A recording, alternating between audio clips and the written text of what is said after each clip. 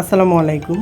কিছুদিন আগে একটা পোস্ট ভাইরাল হয়েছিল, সেখানে বলা হয়েছিল যে সামর্থ্য থাকলে কখনো গ্রামে থাকা উচিত না। সেই পোস্টটিতে গ্রামের মানুষের কিছু নেতিবাচক দিক তুলে ধরা হয়েছিল, যেমন গ্রামের মানুষরা অজ্ঞ, গ্রামের মানুষরা অল্পতেই জাজ করে বসে, অশ্লীল গালিগালাজ, সামান্য জমি জমা নিয়ে মারপিট সহ আরও অনেক কিছুই। এই পোস্টটির সাথে আমি একদিক থেকে একমত এবং একদিক থেকে একমত নই। এটা ঠিক যে গ্রামের মানুষরা সহজেই নিজের জ্ঞানের গণ্ডি পেরিয়ে অন্যকে বিচার করে ফেলে, বাজে মন্তব্য করে বসে।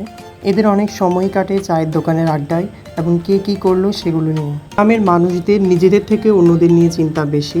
কে কী করছে, কে কত টাকা আয় করছে, কার কোথায় বিয়ে হলো, কে চাকরি পেলো, কে পেলো না, এসব নিয়েই তাদের চায়ের দোকানের আড্ডা থাকে।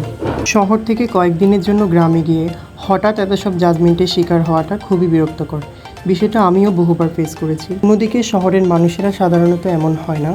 অন্যকে নিয়ে তাদের ভাবার সময় কোথায়, সব মানুষরাই নিজেকে নিয়ে ব্যস্ত। ছোট্ট একটা উদাহরণ দিলাম, এরকম আরও অনেক উদাহরণ দেওয়া যায় গ্রাম শহরকে নিয়ে। যাই হোক, আমার কাছে মনে হয় গ্রাম বা শহর নয়, যেখানে একটা মানুষ নিজেকে মানিয়ে নিতে পারেন সেটাই বাসযোগ্য হয়ে ওঠে।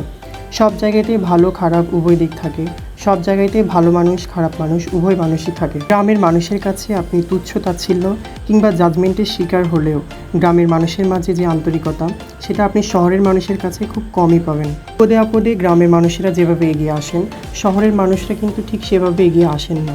হোক, এই ভিডিওটা গত ডিসেম্বর মাসে শীতকালে করা। আজকে প্রায় 7 মাস পর আমি আপনাদের সাথে শেয়ার করছি। সেমিস্টার শেষে তখন গ্রামে গিয়েছিলাম। আমার ভাই, ভাগনা, ভাগ্নি ওরা যখন দেখলো আমি ভিডিও বানাচ্ছি, তখন তারা আমাকে রিকোয়েস্ট করতে থাকলো ওদেরকে নিয়ে নদীর পাড় থেকে ঘুরে আসতে। এটা মেঘনা নদী, খুব বেশি দূরে না আমাদের বাড়ি থেকে। ক্ষেতের উপর দিয়ে মজা করতে করতে আমরা চলে গিয়েছিলাম। সেখানে কিছুক্ষণ ঘোরাঘুরির পর আমরা ছোট্ট একটা দোকান ছিল, সেখান থেকে কিছু চানাচুর এবং বিস্কুট কিনি। তখন দুপুর 2:30 থেকে 3টা হবে, আর এত রোদ ছিল যে তাকানো যাচ্ছিল না। যাই হোক, অনেকক্ষণ আমরা সেখানে ছিলাম। প্রচণ্ড রোদ থাকলেও নদীর পাড়ে অনেক সুন্দর বাতাস ছিল।